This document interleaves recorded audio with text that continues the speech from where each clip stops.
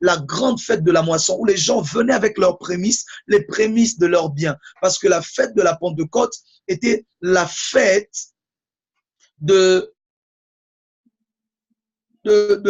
comment dirais-je, du début de la première moisson de l'année. Parce que dans l'année, il y avait comme 2 moissons comme cela. Voilà pourquoi on parle parfois de l'avant-saison, de l'arrière-saison. Il y en avait une qui était à la fin, il y en avait une autre qui était au début. Alors la fête de Pentecôte, elle était la fête de moisson du début de l'année. Et il y en avait une autre, c'était la fête de Tabernacle, qui, elle, était aussi la fête de la moisson de la fin de l'année. Voilà pourquoi, de la même manière, nous aurons 2 grandes moissons, 2 grands réveils. Le premier qui était le réveil des apôtres et le dernier qui sera le nôtre que nous croyons que nous allons vivre avant que nous revienne le jour du Seigneur, qui sera non pas la fête de Pentecôte, mais la fête de Tabernacle. Parce que cette fois-là, les gens ne viennent pas simplement avec les prémices, mais les gens venaient bâtir des demeures à côté du temple, tout autour du temple, aux alentours, les gens bâtissaient des tabernacles. Parce que là, après cela, nous serons enlevés dans la gloire et nous allons être avec le Seigneur. Voilà pourquoi, au-delà du réveil de Pierre, de Jean, de Jacques, de Marc et des autres, il y a le dernier réveil qui arrive, la pluie de l'arrière-saison qui est en train de venir. Pourquoi? Pour que nous fêtions maintenant pas la fête de Pentecôte, mais la fête de Tabernacle, où nous allons tabernacler avec le Seigneur et le Seigneur va tabernacler avec nous. Amen. Alors la fête de Tabernacle était Sukkot et la fête de Pentecôte était Shavuot. Sukkot, on appelait la fête de Tabernacle en hébreu, hein? Sukkot. Et la fête de Tabernacle, c'était Shavuot. Shavuot. Shavuot. Et la fête de Pentecôte plutôt, c'était Shavuot. La fête de Pentecôte, Shavuot. Shavuot. La fête de Pentecôte. Après, parfois, il y a des problèmes de prononciation. Cherchez la manière dont vous allez écrire cela. Je ne vous impose pas une manière stricte. Je vais relier tous ces événements très, très bien à l'esprit et nous allons bien comprendre au fait les événements de cette fête-là pour comprendre non simplement la personne, la place, mais aussi les opérations de l'esprit. Amen. Alors, une chose basique que nous connaissons tous, c'est que Pentecôte veut dire 50e. Pentecôte veut dire 50e parce que ça se célébrait le 50e jour après la Pâque. Après la Pâque, il y avait 7 semaines qui s'écoulaient et le 50e jour, on venait pour célébrer la Pentecôte. On laissait 7 semaines après la Pâque s'écouler et le 50e jour, c'était la Pentecôte. Amen. Ah, Jésus. Ah, Jésus, Jésus, Jésus, Jésus. On va y arriver, je crois. On va y arriver, je crois. J'ose espérer. On laissait 7 semaines d'abord s'écouler et le 50e, on venait maintenant pour célébrer la Pentecôte qui se passait après la Pâque. Effectivement. Amen. Et donc, en célébrant cela 7 semaines après la Pâque, 7 c'est le chiffre de la perfection, 7 c'est le chiffre de la grande réalisation et c'est le chiffre, voilà, le chiffre divin, pas le chiffre de la divinité parce que le chiffre de la divinité c'est 3, mais il y avait 7 semaines et il y avait 50. 50 c'est le chiffre de la liberté, 7 c'est le chiffre de la perfection. Pourquoi? Parce que simplement, celui qui avait tout accompli rendait maintenant parfaite l'œuvre qu'il avait accomplie par celui, l'esprit qui venait. 50, c'est le chiffre de la liberté et 7, c'est le chiffre de la perfection. Celui qui avait tout accompli à la Pentecôte rendait parfait ce qu'il avait accompli par l'esprit qui venait finalement habiter dans les croyants. Amen. Amen. Yes. Yes.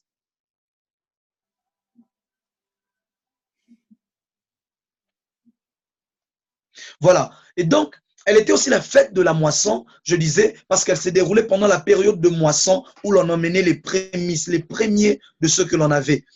Parce qu'en Israël, il y avait cette mentalité, parmi les recommandations de Dieu, il n'y avait pas que la dîme, il n'y avait pas que l'offrande, il n'y avait pas que les actions de grâce, il y avait aussi ce que l'on appelait le prémisse. Les prémices, c'était quoi?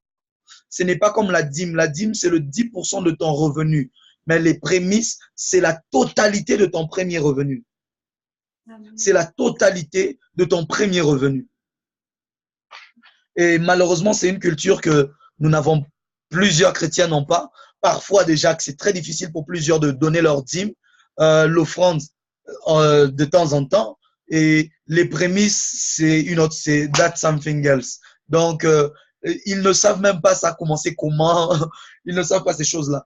Parce qu'il n'y avait pas que la dîme, le 10%, mais le prémisse, ton tout premier revenu devait appartenir à l'Éternel. Voilà pourquoi, lorsque Dieu parle à Israël, il leur dit, la première année, vous n'allez rien moissonner, vous n'allez pas travailler. Lorsque vous posséderez le pays, la première année, vous n'allez pas moissonner rien, rien, rien. Parce que tout devait d'abord être donné à l'Éternel et appartenir à l'Éternel. Tout devait appartenir à l'Éternel. Et dans l'image de la dîme, plus tard, vous allez voir qu'en Israël, même lorsque l'on avait un champ, il y avait toujours un coin du champ que l'on laissait et que l'on ne moissonnait pas. Pourquoi? Parce que l'on laissait parfois les pauvres qui venaient prendre ou quoi que ce soit. C'était aussi une certaine image de la dîme que l'on donnait à Dieu. En fait, voilà pourquoi vous allez voir quelqu'un comme Ruth. Ruth, lorsque les moissonneurs de Boaz travaillaient, elle savait qu'elle pouvait avoir quelque chose parce qu'elle, elle n'avait rien, mais elle savait qu'en Israël, on laissait toujours une partie. Voilà pourquoi elle était partie finalement se loger et dormir là-bas, là où il y avait cette partie qu'elle pouvait prendre. Amen. Je viens de sortir, de m'éloigner complètement de mon sujet, mais je pense que ça va quand même nous aider dans la connaissance. Amen. Je rentre dans mon sujet. Je rentre dans mon sujet. Amen. Et donc,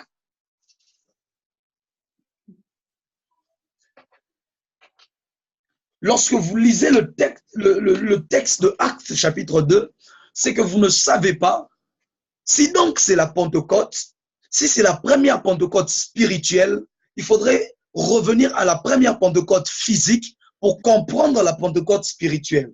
Pour comprendre la première Pentecôte spirituelle, il faudrait revenir à la première Pentecôte physique. Amen. Pour comprendre la Pentecôte de l'Église, il faudrait comprendre la Pentecôte, la première Pentecôte d'Israël. Comment c'était, afin de comprendre au fait tous ces événements-là, ça venait d'où, ça avait commencé comment, c'était pourquoi. Yes. Amen. Voilà pourquoi il nous faut maintenant revenir dans Exode chapitre 19. Parce que ce que les gens ne savent pas, c'est que Exode chapitre 19 était la première Pentecôte d'Israël. Et c'est là que tout le reste va devenir très, très, très clair. Amen. Exode chapitre 19 était la première Pentecôte d'Israël.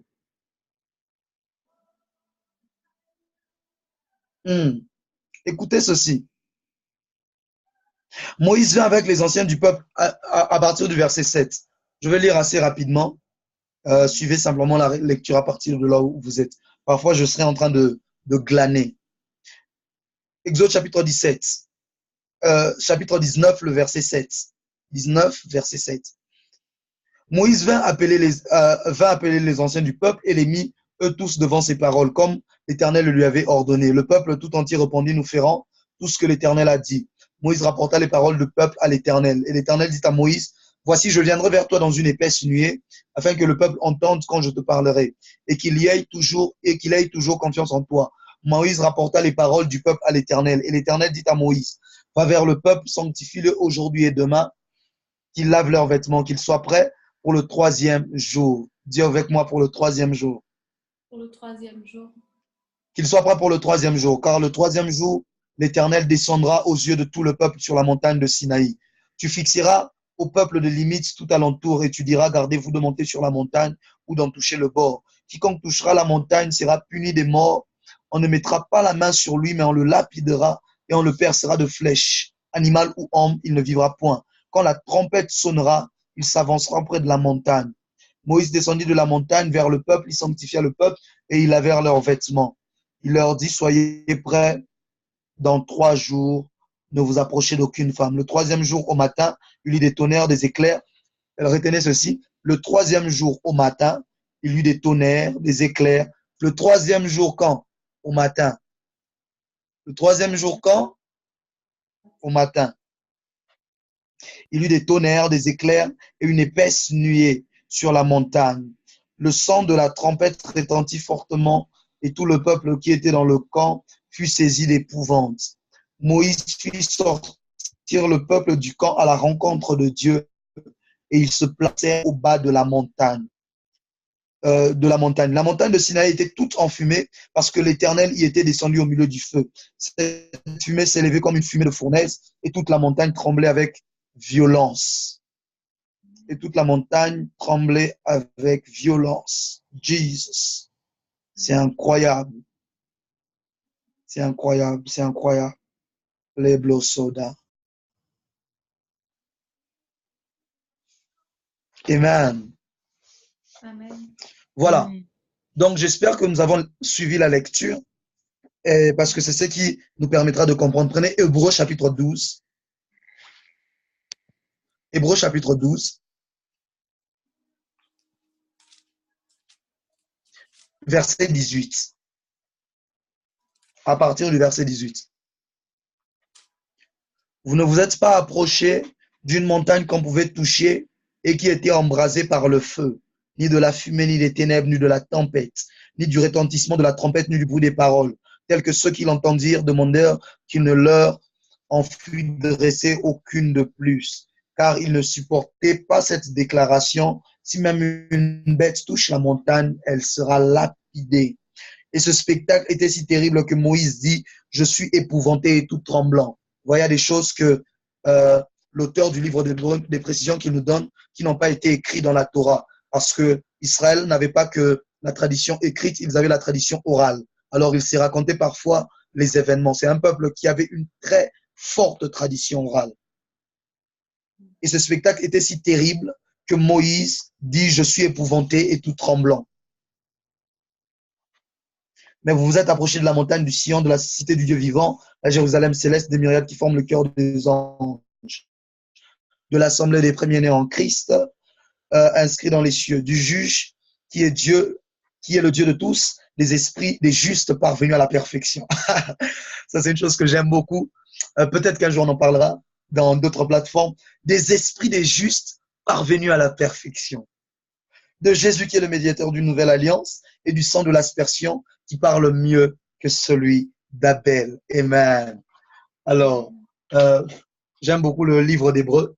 Si je commence à entrer dans toutes les précisions, et parfois je passe mon temps, je lis simplement le livre d'Hébreux sans chercher à comprendre d'abord quoi que ce soit. Juste la simple lecture du livre d'Hébreux, ça fait beaucoup de bien. Dans le Nouveau Testament, il y a deux livres que l'on considère fortement spirituels, parfois les plus spirituels pour certains.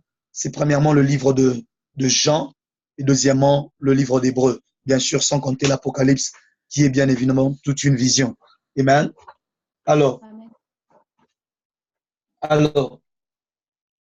et lorsque vous lisez ces textes, je disais, pour comprendre la première Pentecôte de l'Église, il faudrait comprendre la première Pentecôte d'Israël. Pour comprendre ce qui s'était passé ce jour-là, il faudrait revenir à ce qui s'était passé avant. Pour comprendre les réactions des gens ce jour-là, il faudrait revenir à ce qui s'était passé avant ce jour-là. Alors, la première Pentecôte d'Israël, lorsque Israël est sorti d'Égypte, leur première Pentecôte avait été finalement ce jour-là au mont de Sinaï. C'est là qu'ils ont célébré la toute première Pentecôte d'Israël. Voilà pourquoi vous allez comprendre, ils ont passé beaucoup de temps au mont Sinaï, mais après cela, Dieu vient pour leur dire, finalement, levez-vous et partez, vous avez assez demeuré sur cette montagne, entrez et possédez maintenant le pays. Pourquoi? Parce que nous aussi, nous célébrons la Pentecôte, nous sommes dans l'esprit, nous sommes dans ces choses-là. Israël avait passé près de plus d'une dizaine d'années là-bas. Nous sommes dans le désert, dans la Pentecôte, lorsqu'on se convertit finalement, on est dans les choses de l'esprit, mais un jour la voix viendra, au son de la trompette de l'archange, Dieu nous dira, c'est bon, maintenant vous pouvez entrer à Cana et continuer le reste. Parce qu'au fait, le mont Sinaï n'est pas notre destination, mais simplement le passage que nous empruntons ou le chemin que nous empruntons pour atteindre Cana. Donc la Pentecôte, ce n'est pas la finalité c'est Cana. Alors, c'était leur première Pentecôte.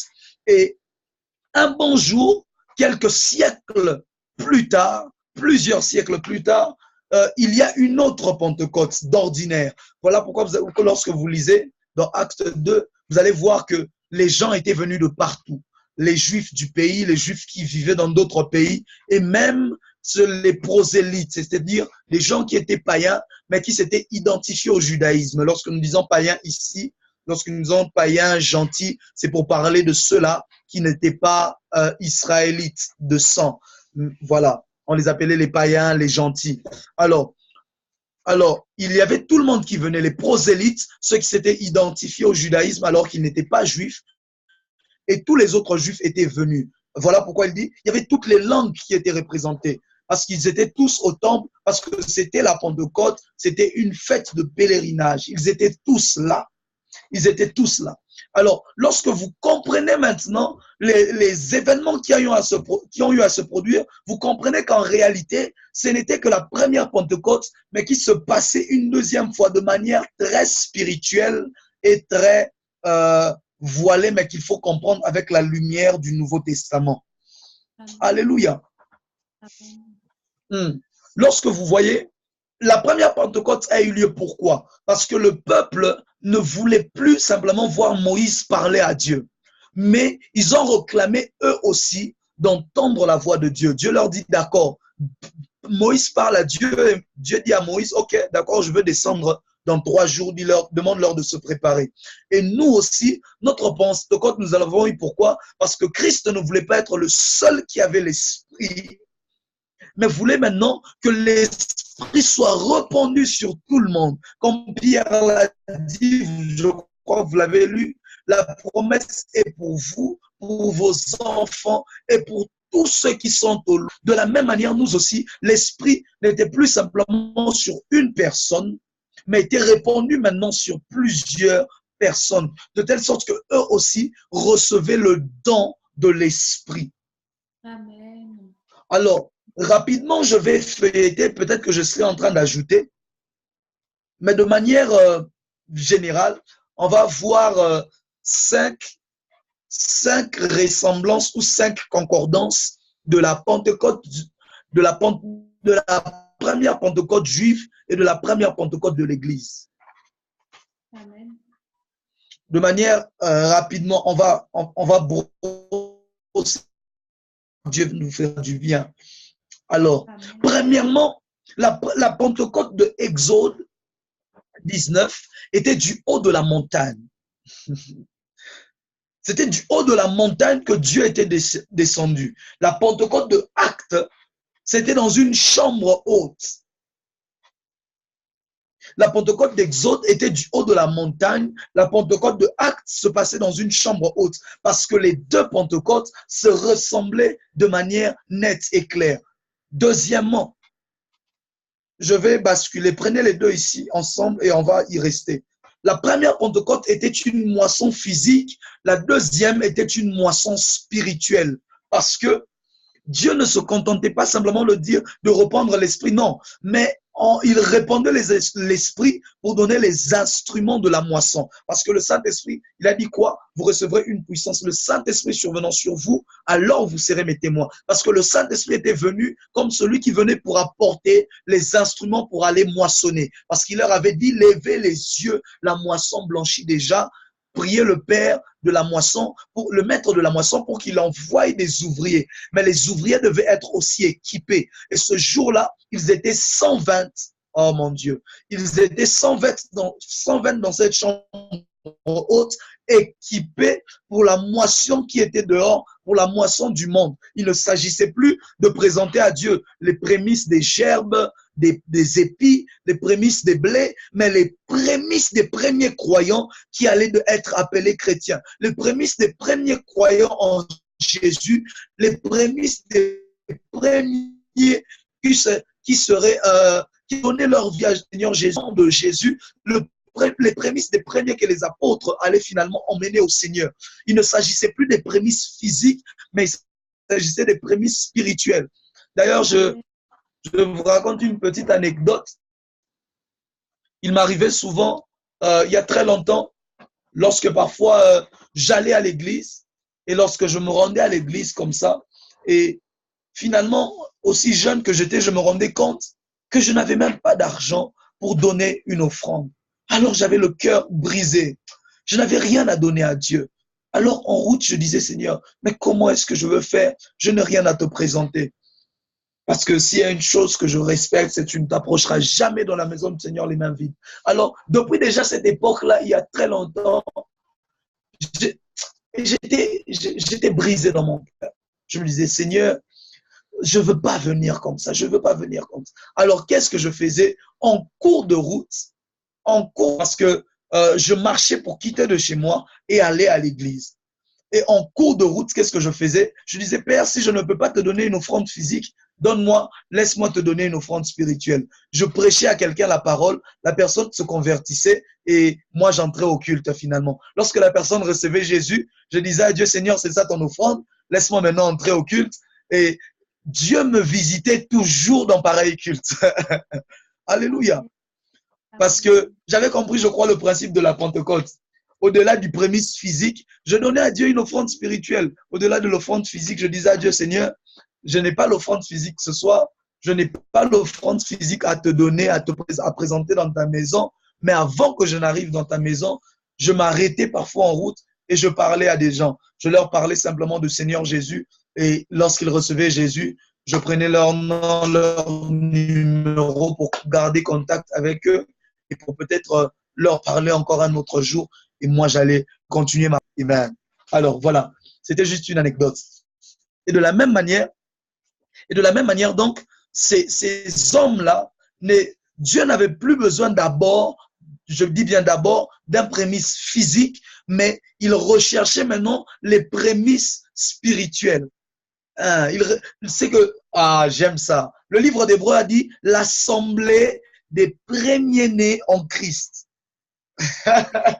L'assemblée des premiers-nés en Christ. C'est ce que le livre d'Hébreux nous a dit. Vous vous êtes approché de quoi? De l'assemblée des premiers-nés en Christ. Amen. Parce qu'il ne s'agissait plus d'un prémisse physique, mais d'un prémisse qui, lui, était spirituel cette fois-là.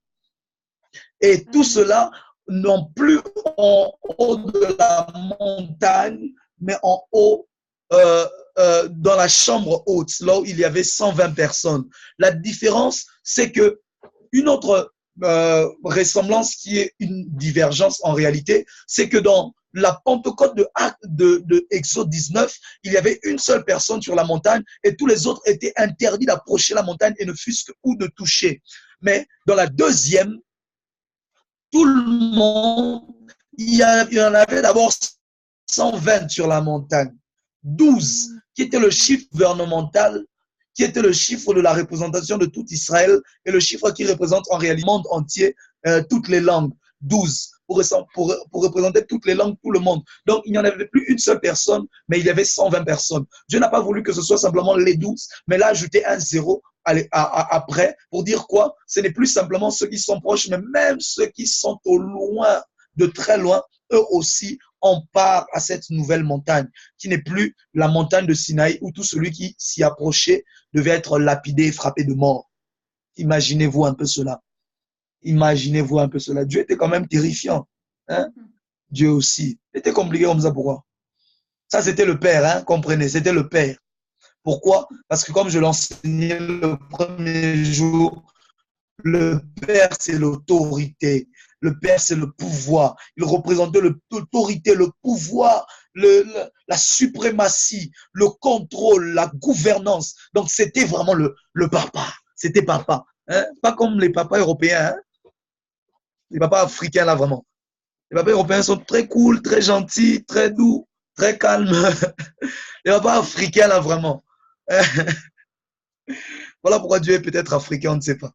Gloire au Seigneur, c'est juste pour rire, ne vous fâchez pas contre moi. Amen. Alors, alléluia. Amen. Alléluia. Est-ce que vous êtes là ce soir? Amen. Est-ce que quelqu'un est déjà un peu béni ce soir? Amen. Oui. Yes. C'est intéressant que je continue ou que je change. Avance, prophète. Si vous voulez, on peut toujours parler des 3 pas vers la sanctification. Alléluia. Alors, voilà. Et donc, j'étais à la deuxième chose, c'est ça. Voilà, par exemple, j'en avais écrit 5. Mais en réalité, maintenant, il y en aura 6 parce que j'ai ajouté une chose. Vous voyez un peu ça déjà. En parlant, j'ai déjà ajouté une chose. Du coup, je crois que c'est la troisième chose maintenant chez vous, n'est-ce pas? Voilà. Alors, la troisième chose, c'était le feu. La troisième chose, c'était le feu. C'était le feu, le feu. Dans la première Pentecôte, dans Exode 19, la Bible dit que le feu était descendu sur la montagne. La gloire de l'Éternel était semblable à un feu dévorant sur le haut de la montagne. Il y avait le feu qui était sur le haut de la montagne. Au temps de Moïse, c'était feu était sur le haut de la montagne. C'était un seul feu au-dessus de la montagne. Mais dans le temps des apôtres, ce n'était plus le même feu est venu, mais le feu en venant s'est séparé en des langues de feu. C'était un feu, mais qui est venu et qui s'est séparé en des langues de feu. Il ne s'est plus posé sur une montagne, mais il s'est posé sur des corps. Parce que le Dieu qui hier habitait des montagnes était devenu le Dieu qui avait envie de résider dans des corps. Parce que rappelez-vous, à la première Pentecôte, même le tabernacle n'était pas bâti, même le temple n'était pas bâti. Donc Dieu n'habitait ni le tabernacle ni le temple. Et donc c'était sur la montagne que Dieu était venu résider. C'est pour cela que pendant 40 jours, il a rencontré Moïse sur la montagne. Mais c'était l'image de dire le Dieu qui habitait sur la montagne, sur laquelle il venait d'ailleurs de temps en temps, maintenant venait résider au-dessus d'un homme, au-dessus des hommes. Et le feu est venu, plus un seul, plus en un morceau, mais le même feu s'est séparé en 120 morceaux. Comme pour dire, il est le Dieu qui devient présent, mais en tout le monde, sans exception. Tout le monde est capable de recevoir cela. Moi, je mets toujours Dieu à l'épreuve. Je mets toujours Dieu à l'épreuve avec le texte de Joël, chapitre 2, le verset 28. Je dis toujours à Dieu et au Saint-Esprit, et même à Jésus, je lui poserai des questions ce jour-là au ciel. Il avait prendra son fruit sur toute chair. Toute chair, ça ne veut pas dire tout chrétien, qu'il s'arrange avec ça. Amen. Voilà. Donc, il avait dit toute chair. Toute chair, c'est toute chair. Voilà pourquoi nous croyons. Moi, je crois en un réveil de folie. Je crois en un réveil de folie. Nous prions pour cela. Ce n'est pas simplement avoir des gens dans les réunions, faire quelques miracles, mais lorsque toute une ville est embrasée par le feu, lorsque tout le monde dans la ville peut être se réveiller un matin en train de parler en langue, tout le monde dans la ville en train de prier, tout le monde sans exception, jusqu'aux petits enfants, alors je serai d'accord avec Joël de 28.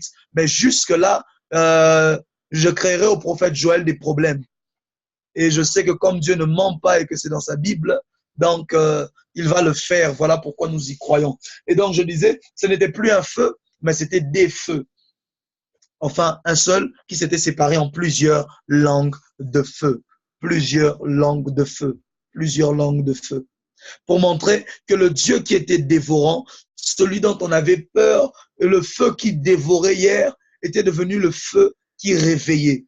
Il n'était plus le feu qui dévorait dans Actes, dans Exode, mais il était le feu qui venait résider, réveiller l'esprit de l'homme et qui venait maintenant habiter en l'homme. Il était devenu le feu qui était portable, comme je le dis, la version portable de Dieu.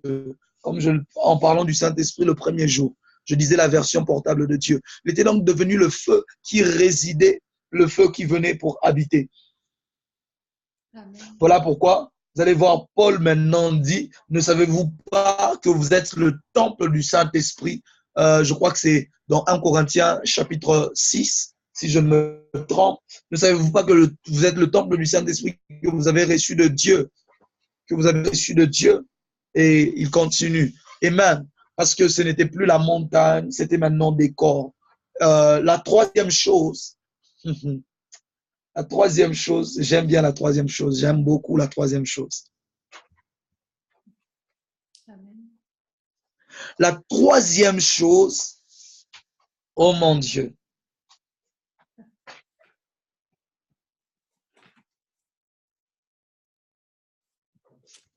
Vous y êtes?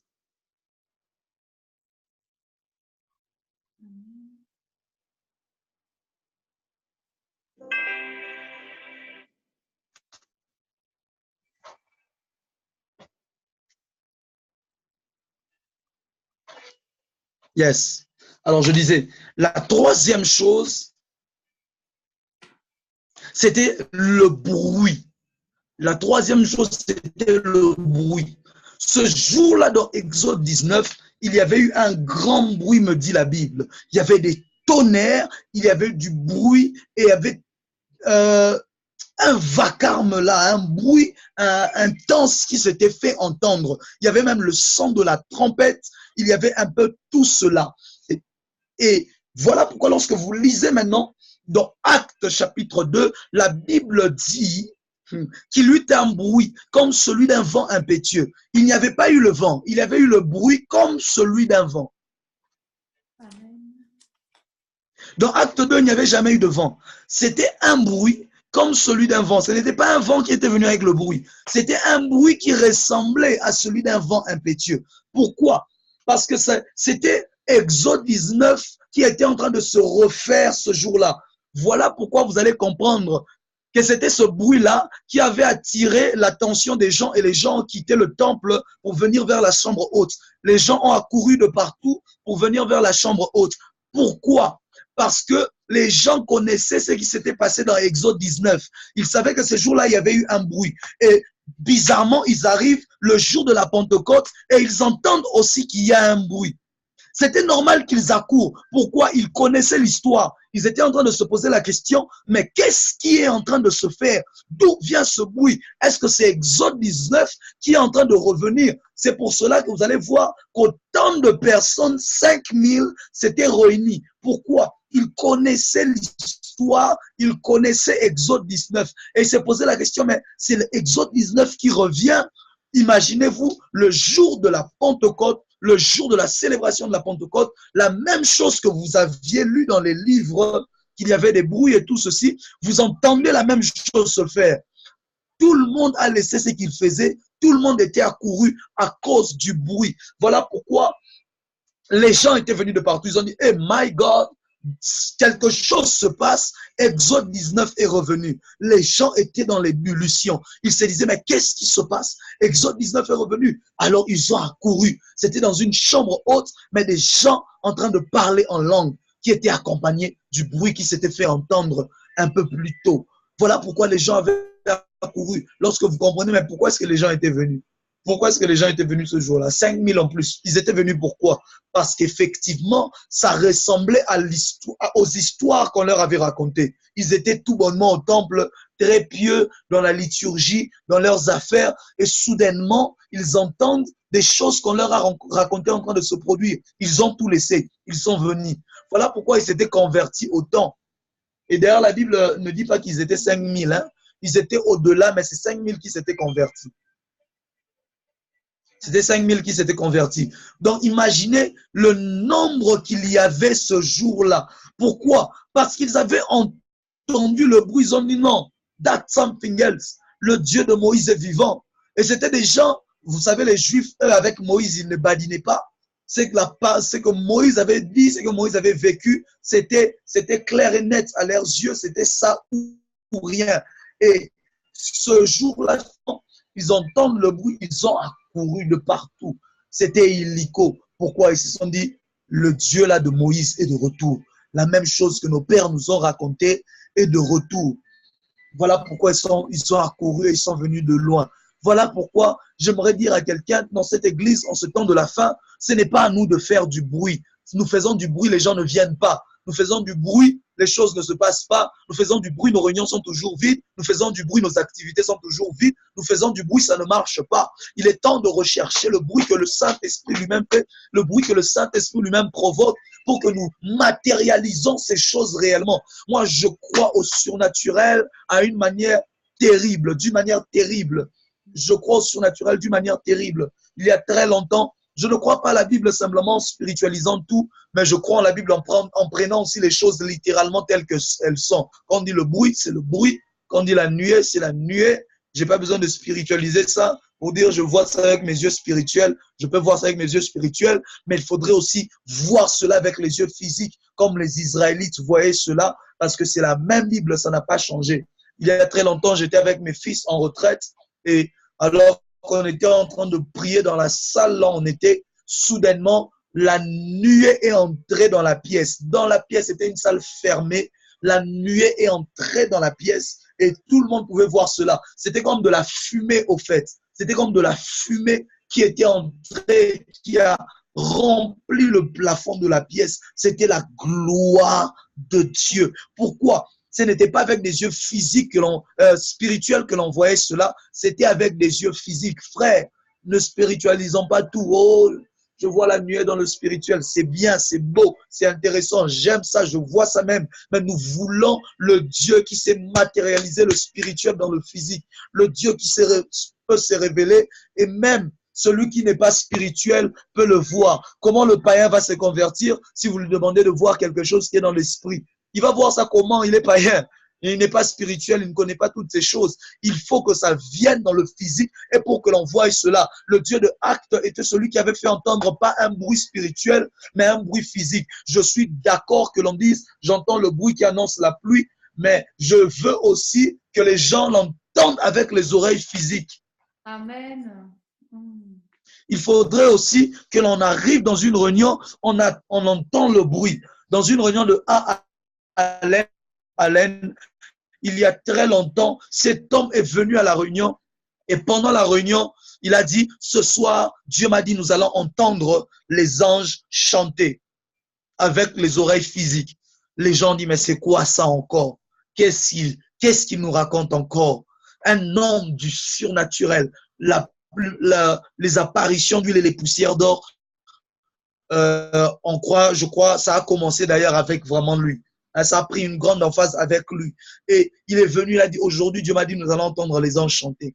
Et alors qu'ils étaient dans la réunion, ils sont restés calmes. 1 minute, il n'y avait toujours rien. 2 minutes, il n'y avait rien. 3, 4, 5, il n'y avait rien. À la 6e minute, on a entendu comme une caravane qui venait de loin, qui était en train de se faire entendre. Et le sang sortait des murs. Le sang sortait des murs. Les sons sortaient des murs et l'on entendait toutes sortes d'instruments et de voix en train de se jouer. Pourquoi? Le Dieu spirituel est celui qui est le physique, frère. Il suffit qu'il reçoive l'invitation de l'homme dans le physique et il opère légalement aussi dans le physique. Parce que la prière est l'autorisation sur terre. Et lorsqu'il y a un homme pour donner à Dieu l'autorisation, Dieu peut descendre et peut se révéler aussi dans le physique. Mais bon, je ne suis pas là pour parler sur la prière. Donc, nous croyons en des choses spirituelles que nous voyons, que nous sentons, que nous entendons. Mais nous voulons aussi la matérialisation de ces choses. Parfois, car les choses spirituelles, parfois nous les entendons seuls. Parfois, nous les voyons seuls. Voyez-vous? Voyez-vous? Il est écrit, la plupart, lorsque vous lisez, les gens avaient vu la lumière. Lorsque Paul est tombé du cheval, les gens avaient vu la lumière, mais n'ont pas entendu les paroles. Voilà pourquoi il y a une sœur qui m'a posé la question récemment d'ailleurs. Elle m'a dit, prophète, dans Actes, on dit, ils avaient vu la lumière, mais n'ont pas entendu la voix. Plus tard, lorsque Paul en parle, il dit, ils avaient entendu, mais ils n'avaient pas vu, ils n'avaient rien vu. Je lui ai dit, ma soeur, c'est pas grave, ce n'est rien en réalité. Ils avaient vu la lumière, mais en réalité, ils n'avaient pas vu Jésus. Ils avaient entendu la voix, mais n'avaient pas entendu les paroles.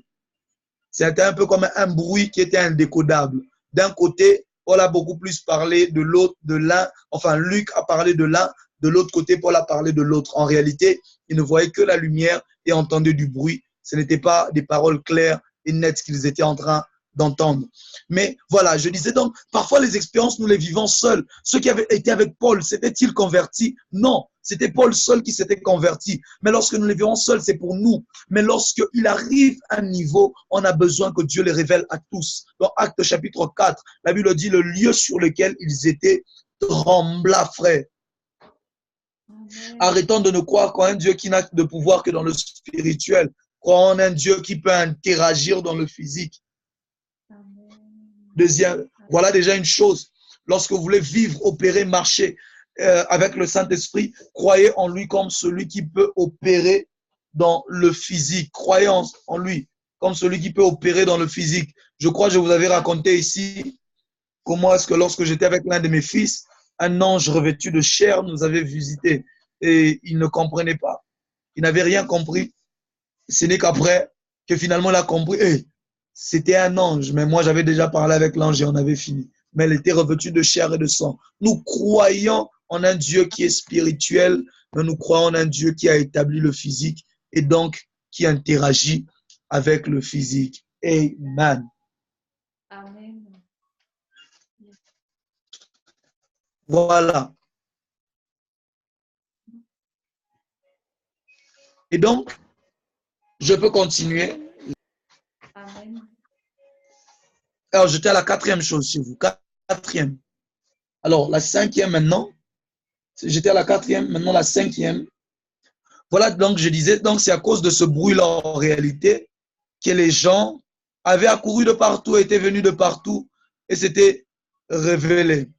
Et étaient venus pour voir parce que simplement ça ressemblait à leur Pentecôte ancienne.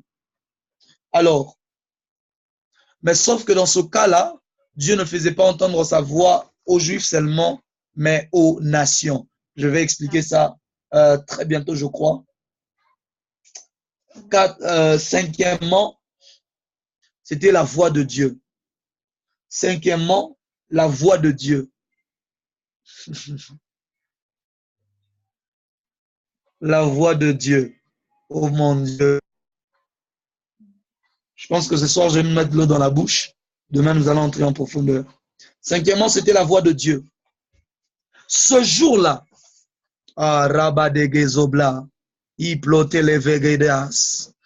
ce jour-là, dans Exode 19, la voix de Dieu s'est fait entendre. Parce que c'était le jour, en fait, où Dieu avait donné les commandements. Là, c'est dans les... Parce que Exode 19, l'événement commence à Exode 19 et se termine dans Exode 20. Exode 20, c'est Dieu qui cite les 10 commandements et tout le monde pouvait entendre cela. Alors, ce jour-là, lorsque Dieu parle à Israël, Dieu a parlé en hébreu. Ayagadous. Dieu avait parlé en hébreu et tout Israël avait entendu. Mais dans Actes chapitre 2, ils sont venus et ils ont dit, mais comment est-ce que nous tous, nous les entendons dans nos langues maternelles? Iglados Iva. Parce que celui qui était hier, seulement le Dieu qui parlait hébreu, le Dieu des Juifs, était en train maintenant de se tourner vers les nations, de telle sorte que toutes les nations pouvaient l'entendre. Pourquoi? Pour que Israël comprenne que Dieu n'était plus simplement leur propriété privée, mais Dieu s'était tourné vers les nations. Le Dieu qui avait parlé en hébreu dans Exode 19 était en train de parler dans toutes les langues, dans Exode chapitre dans Actes chapitre 2, la Bible dit, ils sont venus, ils étendirent parler en langue. Ils ont dit, Parthes, Mèdes, Élamites, ceux qui viennent de la Cappadoce, de la Pamphylie, de la Phrygie. Nous les entendons tous raconter quoi? Les merveilles de Dieu dans nos langues maternelles. Tout le monde pouvait entendre, tout le monde pouvait comprendre, parce que la langue de Dieu se faisait entendre. Parce que la voix de Dieu se faisait entendre dans toutes les langues. Il n'était plus simplement le Dieu de la langue de leur père, mais il était devenu le Dieu dont le psalmiste parle. Il est écrit le Dieu de toutes les langues. Il n'était plus le Dieu de la langue de leur père, il était devenu le Dieu de toutes les langues. Celui qu'on avait entendu dans une langue auparavant se faisait entendre dans toutes les langues. Vous savez, Israël s'accaparait tellement de leur Dieu que même lorsqu'ils étaient en déportation, on avait eu du mal à en croire au prophète Ézéchiel parce qu'au début, ils étaient en train de se dire Dieu ne peut pas nous parler sur une terre étrangère. Alors lorsque le Seigneur avait suscité le prophète Ézéchiel, ils ont dit hey, même sur une terre étrangère, Dieu nous a parlé. Waouh! Voilà pourquoi dans Ézéchiel chapitre 8, vous voyez que les anciens d'Israël sont venus s'asseoir. Pourquoi? Parce qu'ils ont entendu dire qu'il y a un prophète. Ils ont dit, tous les anciens d'Israël l'ont rejoint. Ils sont venus chez lui à la maison. La Bible dit qu'alors qu'ils étaient chez lui à la maison, alors qu'il était chez lui à la maison et que les anciens d'Israël étaient avec lui. Imaginez-vous, 70, ils étaient normalement au nombre de 70. En Israël, il y avait toujours 70 anciens. Bon, on ne précise pas combien d'anciens étaient venus ce jour-là. Et pendant qu'ils étaient là, attendant voir finalement, est-ce que ce gars nous ment? Est-ce que c'est vraiment un prophète? La Bible dit, et la main de l'Éternel tomba sur moi. Et je fus ravi par les cheveux entre le ciel et la terre. Ça, c'est le Dieu des prophètes. Gazou Gede Esha. Donc, je reviens à ce que je disais. Le Dieu qui avait parlé dans une seule langue était le Dieu qui plus tard leur a parlé dans toutes les langues. Amen. Tout le monde pouvait entendre. Ce jour-là, Pierre n'avait pas prêché en hébreu. Il avait prêché en langue et tout le monde entendait et comprenait. À la blossée. Amen. Pierre n'avait jamais prêché en hébreu ou en grec. Pierre avait prêché en langue et tout le monde entendait. Amen. Glato bless. Voilà pourquoi je prie. Je demande ce temps où je viens dans une réunion, je suis invité dans un pays où on ne parle pas ma langue, je viens et je commence à dire les goûts zebra de leguindo et tout le monde entend dans la salle, pas besoin d'interprète ou de quoi que ce soit. Amen. Voilà pourquoi, avec le don de langue, vous allez voir, aïe, aïe, aïe, aïe, Avance, prophète. avec le don de langue, ce jour-là, vous allez comprendre. D'accord. Avec le don de langue ce jour-là, vous allez comprendre que les théologiens s'étaient posé la question, le miracle était-il dans la bouche de celui qui parlait ou dans l'oreille de celui qui entendait?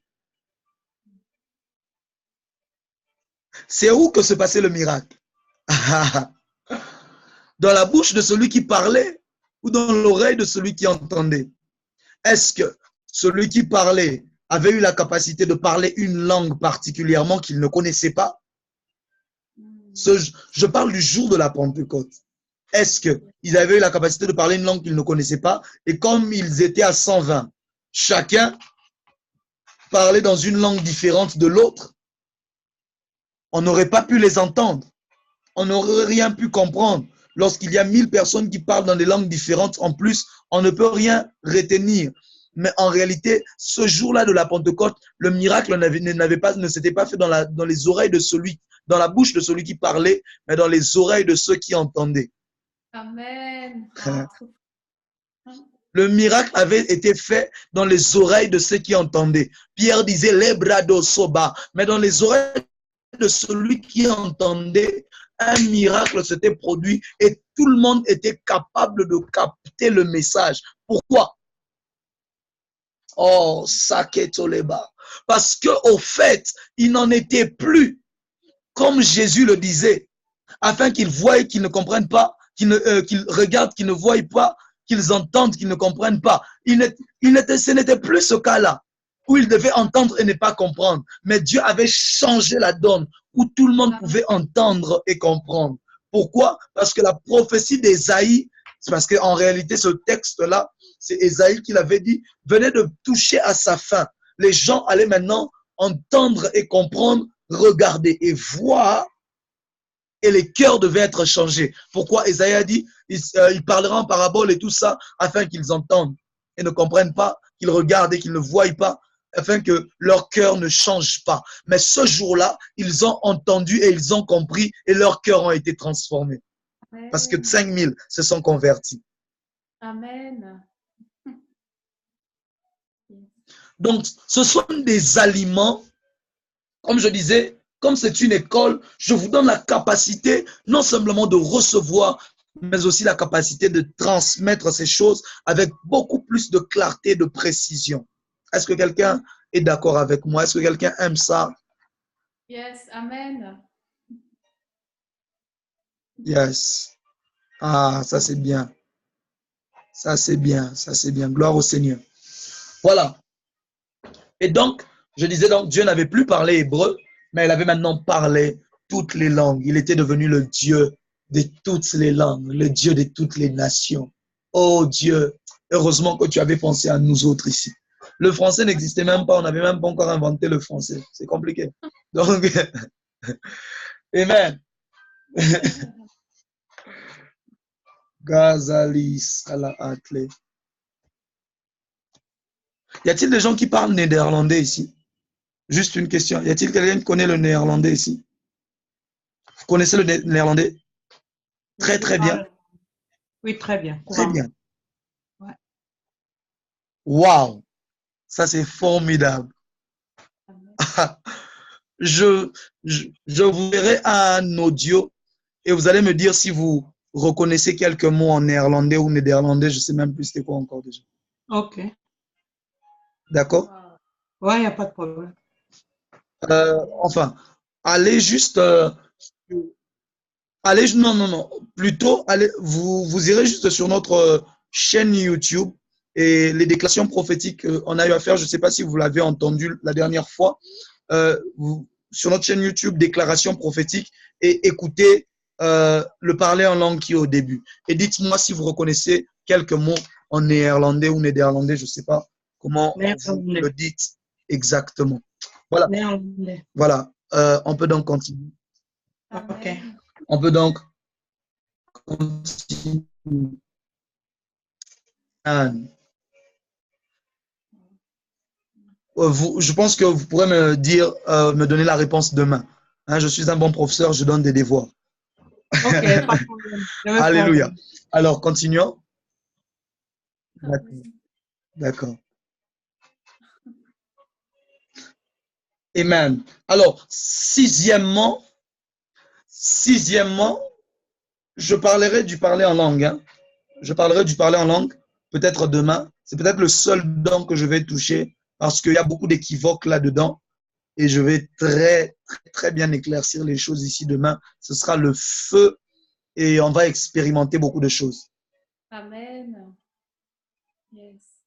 Parce que je crois que le parler en langue entre directement et étroitement en tout ce qui est intimité avec le Saint-Esprit.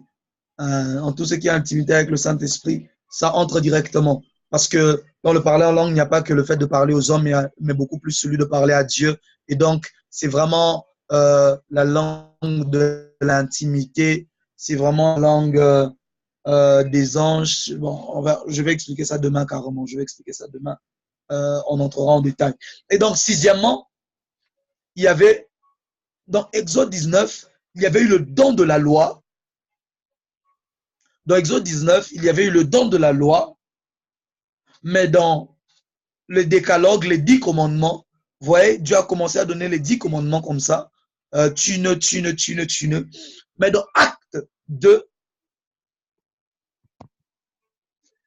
ce n'était pas le don de la loi qui a eu, mais le don de l'esprit.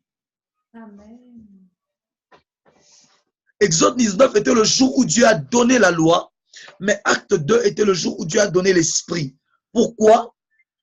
Oh, j'aime ça. Parce que Dieu avait dit, je leur donnerai le cœur de chair et j'y graverai ma loi à l'intérieur.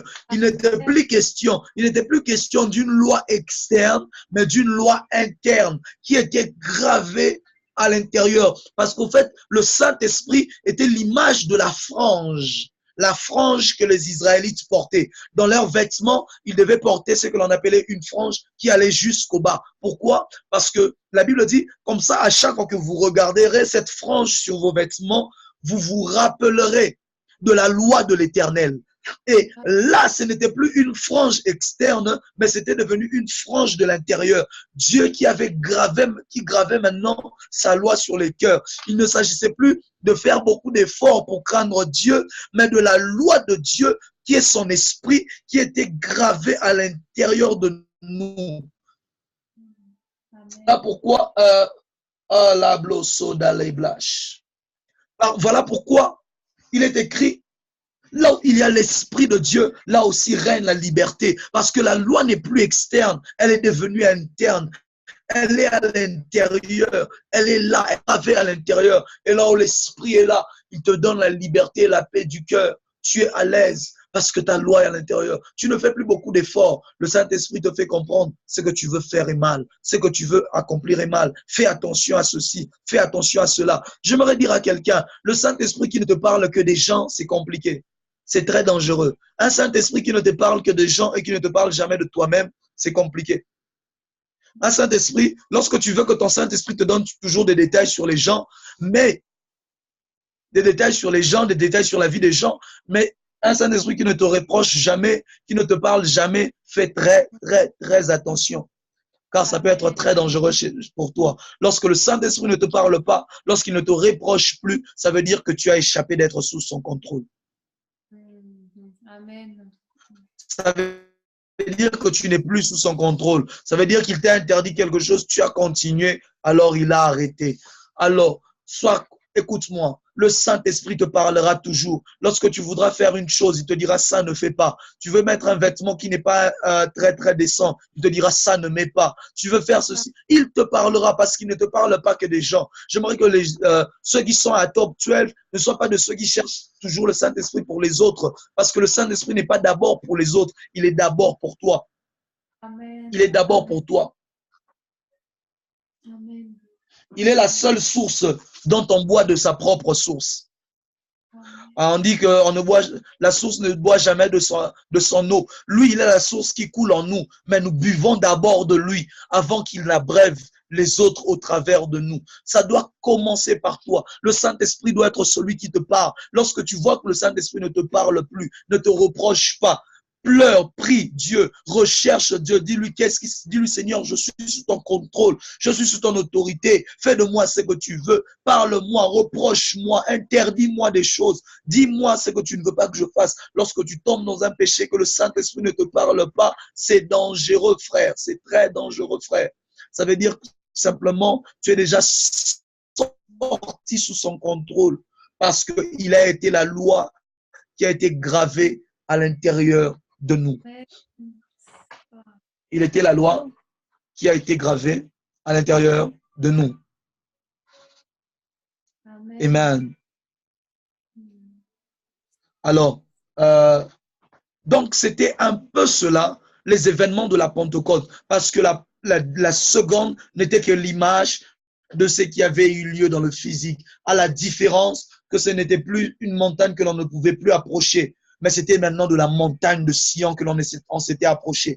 L'assemblée des premiers-nés en Christ, l'assemblée des myriades d'anges, la cité des saints, la cité du Dieu vivant. Welcome to Zion, the city of the Superman. C'était la cité du Dieu vivant, la cité du Dieu vivant, la cité où tout était possible, là où tout devenait clair, là où Dieu parlait et tout le monde pouvait entendre. Il n'était plus le Dieu restreint, mais il était le Dieu de tout le monde. Voilà pourquoi il était écrit, le sceptre ne s'éloignera pas de Juda, ni le bâton de souverain de son pied, jusqu'à ce que ne vienne le Shiloh. C'était à dire quoi? Le sceptre, c'était quoi? Souvenez-vous, le sceptre, c'était celui, c'est que le roi, par exemple, de l'histoire d'Esther, devait tendre à Esther pour que Esther soit acceptée dans la cour. Vous vous rappelez? Lorsque le roi tendait cela, Esther pouvait s'approcher de la cour. Et Jacob prophétise. Dans Genèse 49, si je ne m'abuse, il dit, le sceptre ne se loignera pas de Juda, ni le bâton souverain de son pied, jusqu'à ce que ne vienne le Shiloh. Et lorsque le Shiloh est venu, le sceptre s'est éloigné de Juda. Le sceptre s'est éloigné de Juda et s'est tourné maintenant vers les nations, parce que le Dieu qui était exclusivement tourné vers Israël était devenu le Dieu qui s'était tourné maintenant vers les nations. Pourquoi? Parce que il devait préparer aussi les nations à ce qui devait se faire. Il devait préparer les nations à ce qui devait se faire. Voilà pourquoi vous allez voir Jésus. Oh, la guido bla sauvé. Jésus, il est resté en Israël. Il a vécu en Israël. Il a été avec les Juifs, les convertis juifs. Je parle ici des Juifs, s'il faut le dire. Il a été avec les Juifs. Il est resté avec les Juifs. Mais un bon jour, il s'est assis à côté d'un puits. Il s'est assis à côté d'un puits et il a croisé une femme samaritaine. Et la femme samaritaine, et finalement Jésus est entré en Samarie. Jésus est entré en Samarie, on appelait les Samaritains des païens, on les considérait comme des païens chez les Juifs. Et il est entré à Samarie, et à Samarie, il a passé là 2 jours. Et à Samarie, il a passé là 2 jours. Gadobla sauvé. Il a passé à Samarie 2 jours avant de revenir en Israël. 2 jours. Il est écrit 1 jour est comme 1000 ans, 1000 ans est comme 1000 ans est comme 1 jour devant Dieu. Voilà pourquoi il a été en Israël. Mais pendant 2000 ans maintenant, il s'est tourné vers la Samarie. La glossa. Voilà pourquoi le Seigneur Jésus revient. Pendant 2000 ans maintenant, l'âge des 2 jours, les glossovadega, CVD. Et l'histoire commence avec un problème d'eau et de puits. Il s'est tourné vers le Samaritain à cause d'un problème d'eau et de puits. Parce que c'est une question d'esprit, de vie et de renaissance. Il se tourne vers les Samaritains, il passe là 2 jours, soit 2000 ans, parce qu'un jour est comme 1000 ans. Il reste avec les Samaritains, mais ensuite il revient vers ses frères qui étaient les Juifs. Voilà pourquoi le Seigneur Jésus, après avoir passé avec nous 2000 ans, il est, rassurez-vous, il est déjà en train de revenir, parce que maintenant, il va se tourner vers ses frères. Maintenant, il va se tourner vers ses frères, afin que ceux-là. Pourquoi? Parce qu'il est écrit, tous ceux qui l'avaient percé, l'œil de ceux qui l'ont percé le reconnaîtront. Amen. Ceux qui l'ont percé le reconnaîtront. Reconnaîtront qu'ils avaient percé leur frère. Il rentrera maintenant vers ce frère pour aussi leur conversion, pour aussi leur changement. Il leur parlera. Et les blogos sable gedeva, il souffle des chalamande. Il rentrera maintenant vers ses frères. C'est aussi la même image. C'est aussi la même image. La même image, parce que en réalité, c'est la même image avec Joseph. Avec Joseph qui a été en Égypte, qui était avec ses frères, mais qui après a été en Égypte. L'Égypte qui était des païens, il a été en Égypte et il s'est tourné vers l'Égypte. Mais là en Égypte, ses frères l'ont vu. La première fois, ils ne l'ont pas reconnu. La deuxième fois, il s'est présenté maintenant à eux. Et la Bible dit, ils ont reconnu que c'était leur frère. Ils ont reconnu que c'était lui. La Bible dit, ils reconnaîtront celui qu'ils avaient percé. Ils reconnaîtront leur Joseph. Ils reconnaîtront celui qu'ils avaient percé lorsqu'il reviendra. Voilà pourquoi vous allez voir dans l'histoire du bon Samaritain. Qu'est-ce qui se passe? Qu'est-ce qui se passe dans l'histoire du bon Samaritain? La Bible dit quoi? Un Samaritain qui passait a vu un homme que l'on avait déjà roué de coups. Il prend cet homme et le dépose à l'aubergiste. Parce que le bon Samaritain, c'est l'image de Christ. L'homme, c'est l'image d'Israël. L'aubergiste, c'est l'image de l'Église. Wow. L'Église sauva. Et il prend l'homme et le dépose à l'aubergiste. Il dépose à l'aubergiste. Et la Bible dit quoi? Il remit à l'aubergiste 2 deniers. 2 deniers. La Bible dit il remit à l'aubergiste 2 deniers. Or, 1 denier était le salaire d'un jour. 2 deniers étaient donc le salaire de 2 jours. Parce que pendant 2 jours, il avait laissé Israël sous la responsabilité de l'Église. Pendant 2000 ans. Et il a dit quoi? Et je reviendrai. Il a dit à l'aubergiste, je reviendrai. Si tu dépenses plus, je te donnerai, ne t'inquiète pas. Mais je reviendrai, mais en attendant, il avait laissé 2 deniers. Donc après 2 jours, donc, il devait revenir pour voir l'homme qu'il avait laissé, qui avait été roué de coups. Oh la gosse sauvera des mèches. Oh Dieu. Voilà pourquoi je crois que l'Esprit nous est donné en cette saison. Ce n'est pas pour jouer, frère. Ce n'est pas, Dieu ne s'est pas tourné vers nous les nations pour jouer, mais il nous a aussi aimés. Il nous a aussi aimés et nous profitons du même esprit. Voilà pourquoi il est écrit dans 2 Corinthiens, chapitre 3. Si donc le ministère de la mort gravé sur des pierres a été glorieux, si Moïse a pu marcher dans la gloire, si Moïse a pu vivre la gloire, si Moïse a pu expérimenter la gloire alors qu'il était dans le ministère de la mort, là où personne ne pouvait toucher la montagne, sinon elle allait mourir, là où on lapidait les gens à tout bout de champ, là où c'était le ministère de la mort, il a pu être quand même glorieux, de telle sorte, la Bible dit de telle sorte qu'on le voilait le visage. Ayabako Sobé. De telle sorte qu'on il se voilait le visage pour que on ne fixe pas pour que Israël ne fixe pas le regard à ce qui était passager. Il se voilait le visage. Israël ne pouvait pas savoir quand est-ce que ça avait commencé, l'éclat de la peau de son visage, ni quand est-ce que c'était fini, parce que c'était passager. Il se voilait le visage.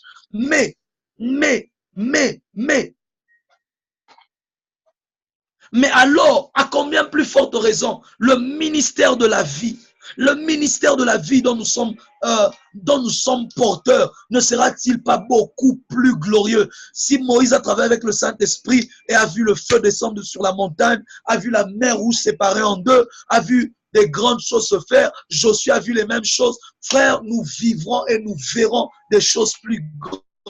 Si seulement nous comprenons que Moïse n'est pas supérieur et que nous pouvons faire bien plus que cela, parce que lui, il n'avait pas reçu l'Esprit en pleine mesure. Mais nous avons la totalité de l'Esprit. Nous avons la plénitude de la divinité. Nous pouvons donc marcher pleinement dans ces choses. Moïse ne connaît pas c'est quoi le parler en langue. Il n'a fait que parler hébreu toute sa vie. Il ne connaissait pas ces choses. Frère, nous avons des choses beaucoup plus grandes. Nous avons un mystère beaucoup plus grand. Nous pouvons expérimenter des choses meilleures. Il est temps de désirer ces choses et de comprendre que Moïse, ce n'était rien. Voilà pourquoi la Bible dit, si donc le ministère de la mort avait été glorieux, à combien plus forte raison le sera beaucoup plus le ministère de la vie. Si le ministère de la mort gravé sur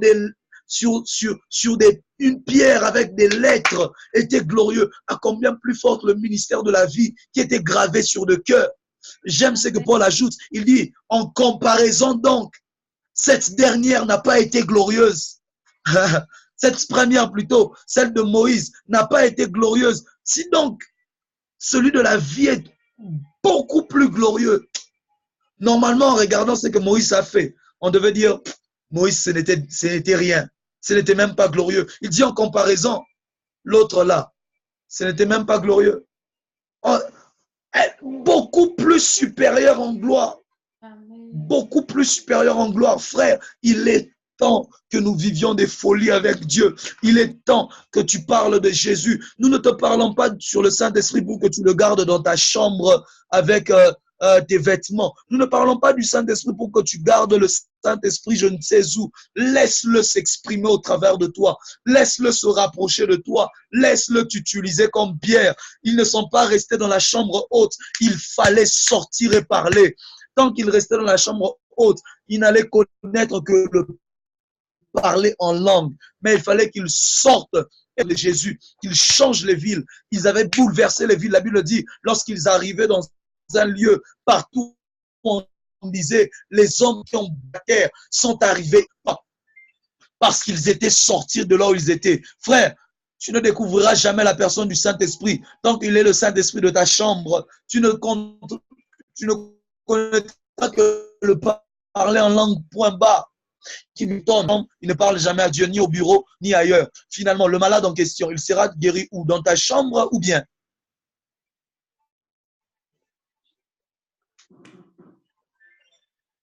Il est temps de rechercher Dieu. Il est temps de désirer Dieu. Il est temps d'expérimenter Dieu. Il est temps de laisser Dieu s'exprimer par toi. Il est temps de laisser Dieu parler au travers de toi. Il est temps de laisser Dieu oh, la qui veut des bablas ciblés. Il est temps de laisser Dieu se manifester au travers de toi. Laisse les rivières qui sont en toi couler. Dimension que tu ne vivras avec le Saint-Esprit que lorsque tu le laisses couler. Vous savez, un fleuve, plus vous vous éloignez de la source, plus il est beaucoup plus grand et beaucoup plus puissant. La source, parfois, il est petit. Mais lorsque vous vous éloignez, tu ne verras jamais toute la grandeur de l'esprit. Mais lorsque tu commences à les laisser couler, affecter les autres, remplir les autres, toucher les autres, c'est là que tu commences à découvrir la grandeur de ce fleuve. C'est là que tu commences à découvrir la grandeur de cet esprit. C'est là que tu commences à découvrir ce qu'il avait mis en toi. Frère, n'attends pas d'abord, je ne sais pas, avoir 6 visitations angéliques. Pose-toi la question, est-ce que je parlais à quelqu'un de Jésus autour de moi? La dernière fois que j'ai gagné une âme, c'était quand? La dernière fois que je prêchais quelqu'un, c'était quand? La dernière fois que j'ai fait ceci ou cela, c'était quand? C'est bien de recevoir ces enseignements, mais le Saint-Esprit n'est pas pour la chambre. Le Saint-Esprit n'est pas théorique, il est pratique. Le Saint-Esprit n'est pas théorique, il est pratique. Ce que tu fais dans le fait de venir écouter, dans le fait d'être là et tout. Il est temps d'arrêter de se satisfaire de cela et d'aller réellement chercher le Saint-Esprit et le laisser s'exprimer au travers de toi. N'attends pas qu'on te donne la chair de ton église. N'attends pas qu'on te donne, je ne sais pas moi, le micro de ton église. Laisse le Saint-Esprit s'exprimer au travers de toi. Laisse les fleuves couler. C'est là que tu vivras acte. C'est là que tu vivras Exode 19. C'est là que tu vivras acte 2. C'est là que l'on pourra aussi dire, et le Saint-Esprit est passé par telle personne pour faire telle ou telle autre chose. Il est temps que tu vives cela. Il est temps que tu expérimentes cela. Alors que je parle, le Saint-Esprit me dit, il a envie de voir quelqu'un quelqu'un sortir de sa zone de confort. Le Saint-Esprit me parle, il me dit, il y a quelqu'un qui doit sortir de sa zone de confort et le laisser s'exprimer au travers de lui, et laisser les gens être touchés par lui, et laisser les gens être affectés par lui. Tu ne peux pas être prophète de Dieu chez toi à la maison et pour toi-même. On n'est jamais prophète pour soi, on est prophète pour les autres. On n'est pas serviteur pour soi, on est serviteur des autres. Il est écrit, celui qui veut être le plus grand parmi vous, qu'il soit le serviteur de tous. Les plus grandes dimensions avec Dieu, tu les vivras lorsque tu deviens le serviteur de tous. Par exemple, là, ce que je suis en train de faire, c'est quoi? Je suis en train de vous servir. C'est normal que, bizarrement, on vive des choses un peu plus grandes, parce qu'en ce moment, c'est nous qui vous servons. Et le jour où tu commences aussi à devenir le serviteur des autres, ce jour-là, Dieu commence à te rechercher en même temps une place devant sa face. Voilà pourquoi il y a des prophéties mondiales que tu ne recevras jamais.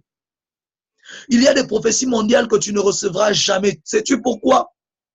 Parce que de toute façon, si tu reçois ça, Dieu va te donner cette prophétie. Pourquoi? Parce que tu vas en parler à quelqu'un qui est dans ta chambre avec toi ou à quelqu'un de ton quartier, alors que c'est pour le monde. Il donne cela à quelqu'un qui a une couverture mondiale.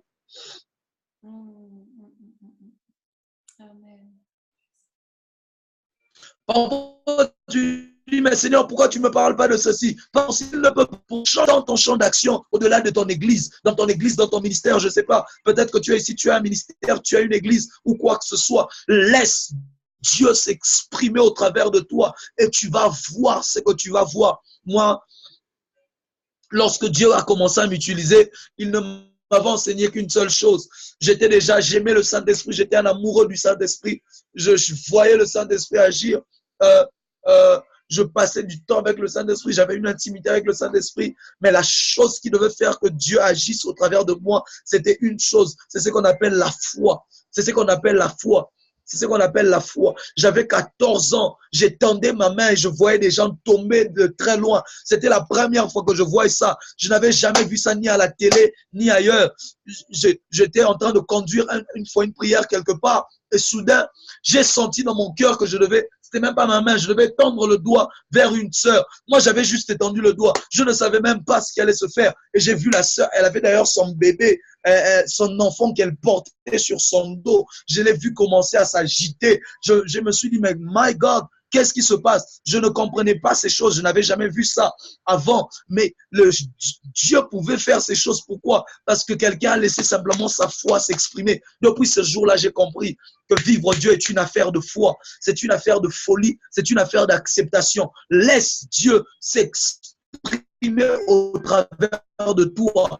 Sors de ta zone de confort. Laisse le Saint-Esprit s'exprimer au travers de toi, c'est au dehors de toi. Il n'est pas simplement venu pour habiter, mais pour être le revêtement par lequel Dieu sera vu au travers de toi. Il n'est pas simplement venu pour te plaire, pour te consoler, pour que tu te sentes bail au travers de toi. Laisse Christ être exprimé au travers de toi. Il est temps que tu laisses Christ. Il y a des choses que nous te dirons ici qui ne resteront que théorie tant que tu ne laisseras pas Christ s'exprimer au travers de toi. J'aimerais te dire, dis-moi un peu, c'est à top 12 que tu vas faire marcher un paralytique. Comment? Y a-t-il un paralytique ici? Non. Donc, dis-toi un peu, le Saint-Esprit est l'esprit des miracles, mais tu l'as emprisonné au-dedans de toi. Que ton corps ne soit pas la prison du Saint-Esprit, mais que ton corps soit le temple. Ayamago Sobla. Que ton corps ne soit pas la prison du Saint-Esprit, mais que ton corps soit le temple du Saint-Esprit. Que ton corps soit sa maison, de telle sorte qu'il puisse s'exprimer et à l'intérieur et à l'extérieur. Oh la Giva Doblas, il est temps que tu laisses Dieu s'exprimer par toi. Je suis en train de prier pour quelqu'un, non pas simplement pour que tu restes encore en train de rechercher. Tu sais, parfois à force de rechercher, finalement, tu oublies ce que tu recherches. Laisse maintenant Dieu s'exprimer au travers de toi. Laisse Dieu se révéler au travers de toi. Laisse les fleuves couler au travers de toi. Tu es au bureau. Tu es à la maison, tu es à la faculté, tu es au travail, tu es n'importe où. Tu laisses Dieu s'exprimer. Tu viens vers quelqu'un, tu lui dis, sais-tu que Jésus t'aime? Sais-tu tu lui expliques quelque chose. Ne viens pas avec les longs cours de top 12, il ne va pas comprendre. Ici, nous t'enseignons des choses pour toi. Nous t'enseignons les voies. Ici, nous t'enseignons les voies. Va, dis-lui les choses simples. Il n'a pas besoin des choses compliquées. Il n'a pas besoin des longs versets bibliques. C'est là que tu vas manifester Christ. C'est là que tu vas voir le Saint-Esprit agir et que tu vas comprendre. En réalité, il est vivant. Amen. Alléluia. Amen. Alléluia. La Amen. Davos Ablèche. Est-ce qu'on peut prier ce soir? Élève ta voix pendant 5 minutes. Pendant 2 minutes, élève la voix et prie. Dis à Dieu, je veux sortir de ma zone de confort. Je veux vivre ce que j'ai. Tu vois un paralytique, tiens-lui la main, relève-le. Tu vois quelqu'un qui est dans le besoin, déclare que son besoin sera réalisé. Tu vois quelqu'un qui manque de travail, dis-lui dans 1 semaine, tu auras le travail. Tu vois quelqu'un qui a un besoin quelconque, dis-lui dans 7 nuits, ton problème sera réglé. C'est là que tu vas voir Dieu commencer à agir au travers de toi. Parce que le Saint-Esprit, nous l'avons reçu pour témoigner de Christ. Tant que tu ne veux pas témoigner de Christ, tu ne veux jamais certaines dimensions de l'Esprit. Tant que tu n'es pas un témoin de Christ, il y a des dimensions du Saint-Esprit que tu n'expérimenteras pas. Tant que tu n'es pas un témoin de Christ, il y a des dimensions que tu ne t'expérimenteras jamais parce qu'il l'a réservé aux témoins. Parce que lorsque le témoin vient à la barre, il aura besoin des preuves pour appuyer son témoignage. Alors là, le Saint-Esprit vient maintenant et commence à fournir les preuves pour que tu appuies le témoignage. Mais si toi, tu n'es jamais à la barre pour témoigner, quand est-ce que veux-tu que le Saint-Esprit se révèle? Élève la voix, parle à Dieu. Dis à Dieu, Seigneur, je ne veux plus simplement apprendre, mais je veux, Père éternel Dieu, te faire révéler au monde. Je veux que les fleuves coulent au dehors de moi. Je ne veux plus simplement que les fleuves coulent au-dedans, mais que ça commence aussi à couler au dehors. J'ai appris, j'ai accumulé jusqu'au niveau 3. Mais Père, qu'est-ce que j'ai déjà fait avec tout ce que j'ai appris? Qu'est-ce que j'ai déjà fait avec tout ce que on m'a enseigné? Oh, la sobé. Peut-être que tu es ici, tu as déjà fait des grandes choses. J'aimerais te dire, continue encore. Tu n'en es pas, tu n'as encore rien fait. Continue, fortifie-toi, fais beaucoup plus que cela. Fais beaucoup plus que cela. Fais beaucoup plus que cela. Lorsque l'ange a rencontré Josué, il a dit, ôte le sandal de tes pieds, car la terre sur laquelle tu es est une terre sainte. Les sandales, c'est quoi? Les sandales, c'est l'image des expériences passées. Les sandales, c'est l'image du parcours, de tout ce que tu as vécu hier, avant-hier et dans les jours qui sont venus avant. Il lui dit, enlève ça. Tout ce que tu as vécu avec Moïse, les expériences passées, enlève. Maintenant, quelque chose de nouveau est sur le point de commencer. Peu importe que tu aies vécu des choses avec Dieu, j'ai envie de dire à quelqu'un, enlève un peu le passé. Ouvre-toi à demain. Comme je le disais la dernière fois, Benson Idaos a dit, le plus grand miracle que j'ai fait, ce n'est pas hier, ce n'est pas avant-hier, c'est celui que je ferai demain. Voilà pourquoi, lorsque tu es un homme qui a le cap sur demain, tu ne tomberas pas dans l'orgueil parce que tu oublies ce qui s'est passé hier. Tu as les yeux rivés sur demain. Tu te focalises sur demain. Ce que nous voulons à Top 12, c'est to release, c'est libérer une génération des hommes et des femmes qui ont la puissance de Dieu en eux et qui la manifestent dans le monde, qui la révèlent partout où ils passent, parce qu'ils ont emmagasiné pas simplement la prière, la connaissance et les voix. Tout s'est mis ensemble, mais pour qu'ils manifestent cela, il est temps de manifester, Apprends, manifeste, et certaines choses, tu ne les apprendras qu'en appliquant. Il y a des choses que tu n'apprendras qu'en nageant. Il y a des choses que tu n'apprendras qu'en nageant, en dehors de tous les cours théoriques. Finalement, pour apprendre à nager, il faut un jour se jeter dans l'eau et commencer à nager. Lablo seguiva, ibro telezove, italiado sobre. Parler du Saint-Esprit, c'est parler de la moisson. Parler du Saint-Esprit, c'est parler de la mission. Parler du Saint-Esprit, c'est parler de la vision. Parler du Saint-Esprit, c'est parler des fleuves qui doivent toucher les autres. Il est temps de sortir de sa zone de confort et des choses auxquelles tu es habitué pour toucher les autres. Casablo Soble. Et pendant encore 1 minute et on va partir. On est déjà à la fin de notre programme. Pendant 1 minute, élève la voix, parle à Dieu. Les gars d'Ablou, sauvé des chiplales. Hey, faka.